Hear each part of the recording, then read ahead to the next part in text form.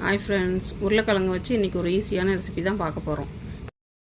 First உருளைக்கிழங்கு நல்லா வேக வச்சு தோலெல்லாம் ரிமூவ் பண்ணிடுங்க.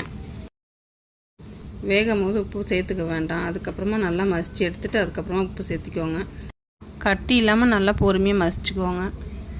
மசித்த உருளைக்கிழங்கு தேவையான அளவுக்கு காஷ்மீரி மிளகாத்தூள், மல்லித்தூள், மல்லி எல்லாம் சேர்த்துக்கோங்க. தேவையான அளவுக்கு உப்பு சேர்த்துக்கோங்க. எல்லாம் மிக்ஸ் பண்ணி எடுத்துக்கோங்க.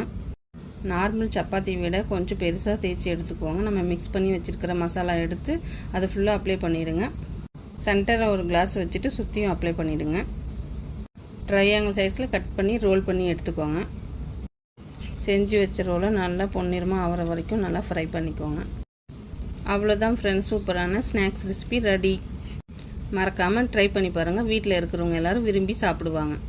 இந்த மாதிரி யூஸ்ஃபுல்லான வீடியோ பார்க்க மறக்காமல் லைக் பண்ணுங்கள், சப்ஸ்கிரைப் பண்ணுங்கள். நெக்ஸ்ட் வீடியோவில் பார்க்கலாம். Bye friends.